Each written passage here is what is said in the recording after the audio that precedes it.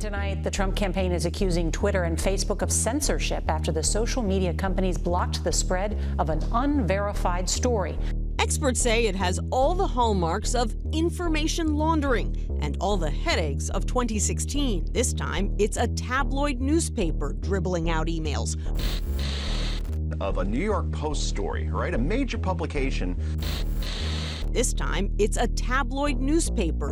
And it's the first time I'm aware of big tech being brazen enough to directly censor a major media outlet and to block anyone from communicating a story published on a major media outlet.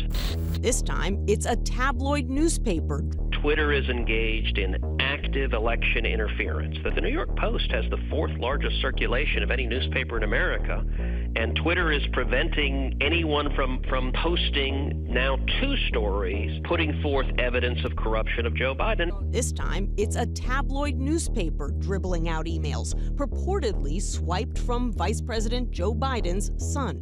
This is a big smoking gun. The go-between this time isn't WikiLeaks, but Trump lawyer Rudy Giuliani, who says he got the emails from a computer repairman in Delaware. This looks like your classic disinformation campaign. Eric O'Neill is a former FBI operative. Steal the information with a cyber attack, get the emails from Hunter Biden's account, and then put them on these laptops that are left at a repair store, and that's how the information is now laundered into the public. Who do you think is behind this?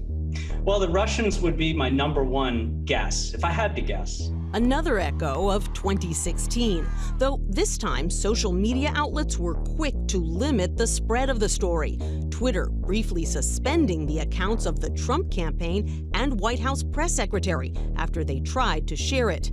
Then and now, the goal of these incidents appears to be the same: to cast a cloud over the frontrunner in the closing weeks of the campaign using a drip, drip, drip of emails that create the air of scandal, even though Republican-led congressional investigations have never uncovered any evidence of wrongdoing. You are fake news. We're learning new information tonight about a Senate Republican investigation into the younger Biden. Senate Republican Chairman Ron Johnson and Chuck Grassley led the report, and no Treasury records show potential criminal activity relating to transactions among and between Hunter Biden, his family, his associates, and foreign nationals. A key Senate Republican calls the findings extremely troubling. There's been a lot done, a lot of interviews.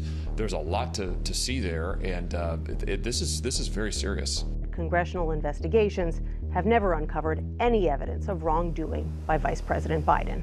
Thanks so much for joining us. Does it surprise you at all that this information Rudy Giuliani is peddling very well could be connected to some sort of Russian government disinformation campaign? Well, we know that this whole smear on Joe Biden comes from the Kremlin.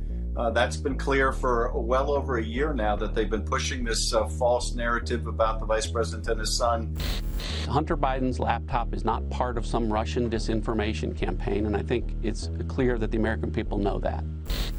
But I guess at this point we can't be shocked by anything this administration does. But clearly the origins of this whole smear are from the Kremlin. Okay, Mr. Dorsey, did I understand you to say that you have no information indicating that the New York Post story about Hunter Biden has a Russian source? Did I understand correctly? That yes, not that I'm aware of. And is that also your answer, Mr. Zuckerberg, that you have no information at all to indicate that Russia was the source of this New York Post article? Senator, I would rely on the FBI to make that assessment. But you don't have any such information, do you? I do not myself. I'm just trying to clarify the answer to Senator Johnson's question.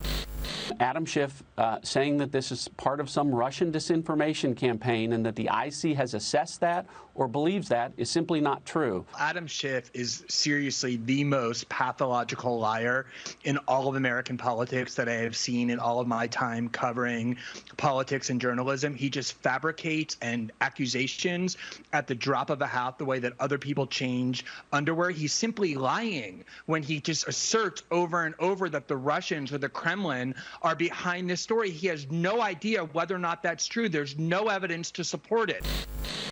I want to get to your old line of work and your expertise on the intelligence front, because we know U.S. intelligence says that right now Russia is trying to basically manipulate the public, spread disinformation about the election, specifically to hurt the Democratic candidate and some Kremlin-linked actors trying to boost the president. You know, there's been a lot of speculation that this week, some of the information about Joe Biden's son Hunter that is circulated in tabloid in the New York Post may be the result of a hack and dump operation. This is speculation at this point, that it could have come from Russian military hacking of a Ukrainian gas company where Hunter Biden served. Do you see any justification for that speculation at this point? Margaret, I don't know the specifics of this case. Again, my view would be, let's let it play out. Let's investigate it. Let's get some factual evidence. Let's get the metadata.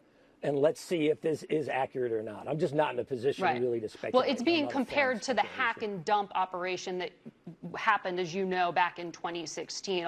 Well, it's being compared to the hack and dump operation that happened back in 2016. Experts say it has all the hallmarks of information laundering and all the headaches of 2016. Yeah, it's Biden's son. It's Hunter. President Trump on the attack today, going after Joe Biden and his family with dubious accusations. I'll tell you what, it's an organized crime family as far as I'm concerned. The president is referencing a tabloid newspaper story with emails purportedly swiped from the vice president's son, Hunter. CBS News has learned the FBI is now looking into whether the information found on the device may be part of a Russian disinformation campaign. Twitter initially blocked retweets of that article about the laptop, but today the social media giant bowed to pressure from Republicans who had accused them of censorship, and they've now lifted that ban. Bullshit. Bullshit. Bullshit. Bullshit. But today the social media giant bowed to pressure from Republicans who had accused them of censorship, and they've now lifted that ban. Almost 2 weeks ago, this was such a huge story, at least for a morning, and then big tech and the Democrats said, we got to cover this thing up. Guess what the penalty was for the New York Post? Big tech has not allowed them to tweet since they published that story. But today the social media giant bowed to pressure from Republicans, and they've now lifted that ban. As of tomorrow, it'll be 14 days since Twitter locked our Twitter account. And for what? It wasn't as if any of the stories that we published were factually incorrect or salacious or in any way untoward. They were straight reporting of evidence that was on Hunter Biden's laptop, and which since then, in the last 2 weeks, has been corroborated 1,000 times over. And it's interesting that there's a poll out showing that, in fact, 54% of Americans believe that Joe Biden was involved in his son's shady deals. And we know that Twitter's public policy director is now with the Biden campaign. A former top Facebook executive, Jessica Hertz, is now with the Biden campaign. 90% of the political donations at these two companies go toward the Democrat Party. I don't know what Twitter and Facebook think they're doing by censoring, because it's backfired on them.